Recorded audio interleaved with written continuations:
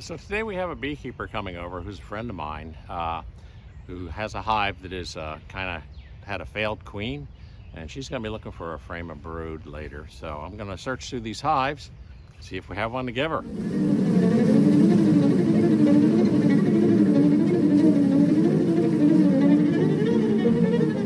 We're going to take a quick look at our swarm hives and see how they're doing. See just how propolized this is on. Oh yeah, they're doing their thing and gluing it. Look at these girls. Remember, we put in one frame here of drawn comb, and the rest has been up to them. So let's take a quick look. We know they haven't made it all the way to the edge. I'm really missing my J-tool right now. Second frame from the edge, and they're already drawing it out and putting resources in it. Resources, drawing out, filling with honey. Cleaned out cells as we near the brood nest. And I see eggs in these cells. Wonderful. So, a little too early to find any capped brood. Still a fairly young swarm. But I see loads of eggs. And provided those eggs don't turn into drones or something, we got a good girl going here. This was 9 empty frames and an anchor frame. And they're going to town. Our next hive, which I'm going to stage right here, is going to get upgraded from a solid bottom board to a screened bottom board. As I mentioned, this bee yard is eating up bee tools. All my J tools are missing. Capped worker brood. We're going to switch out bottom boards.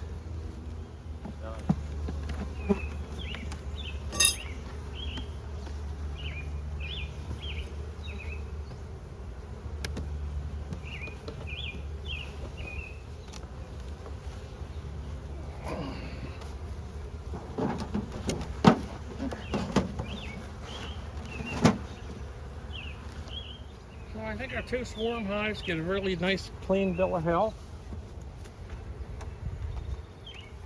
So, let's check our 3rd swarm.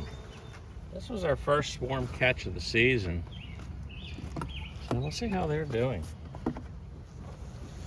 They're building into the upper super. That's good.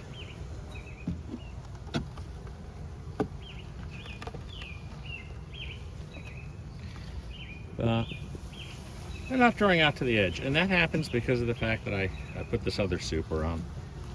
They would rather go up than sideways, but I run these hives as 1 deep and 1 shallow, so you know they'll get around to it. This is not an extraction super, it's just kind of an extension of the brood chamber. So wish I could find my J-tool. Got a couple new ones in the house, and I may go back and get it. Cleared cells. Cleared cells. Yeah, they may decide to supersede. Well, it is in a swarm position.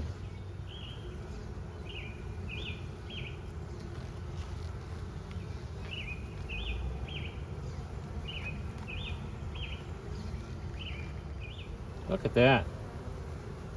And yet there's nothing in them. But I'm also not finding brood anywhere else. That's of concern.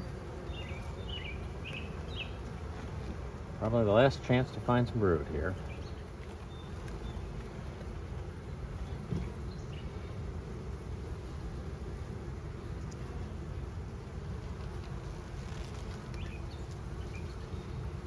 Seeing 1 or 2 capped cells, and that's it. That is not good. That's not good at all. Might have a failed or lost queen. Okay. We haven't checked the honey super yet. Sometimes they trick you, Well, I call it a honey super, but it's just the medium. Sometimes they trick you and move up there, so let's just put that guy back on and go through them. Just honey so far. A lot of times a swarm will have an old queen, and one of the first things they do is supersede her. And that means that that queen has to go out on a mating flight. And if she doesn't make it back from a mating flight, they're out of options. I believe this hive is out of options. If we find a frame with young brood, a medium frame, I'm going to swap this in here. But right now, hive number 3 has got some issues. No brood, and I don't think they have a queen in there. They're not particularly bad behaving, but they're a little bit more noisy than the other hives. Okay, now I'm going to go into 4 and 5. And these were the ones that had queen issues that we put queen cells into. And we want to see that something did indeed work. So this is hive number 4. We have brood. We have brood. Good.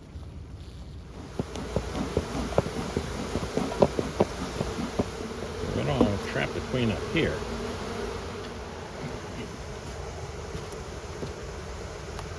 Now I want to make sure we see brood down here.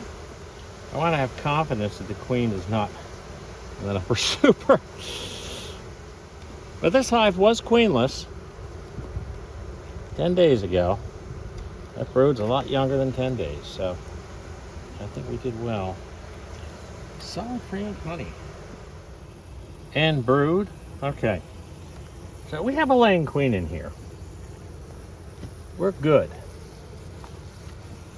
We actually have a medium frame that has brood on it. So this hive was queenless, and now it's queen right. So I'm not going to go down in the bottom and try to find the queen or anything. I'm very happy. Let her have a chance to lay some eggs, and honey super is back on top on the other side of the excluder. A lot of beekeepers like to do 9 frames in the honey super. I may adopt that at some point. I'm not going to adopt it right now. If I also have brood in the shallow on that one, I'm going to move a frame of brood over to our swarm that may be missing a queen.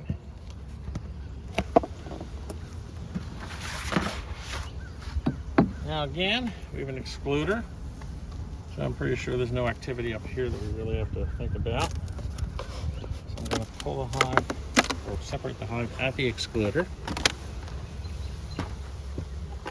And we'll give them a little smoke. Go right to the center here, hoping to find a little brood. I see brood, young brood. Not sure I see eggs. Very young brood though.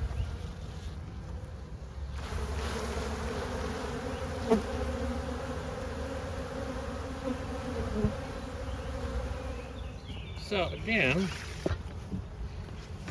we look to be queen right on this colony, number 5. So they must have hatched and mated that queen.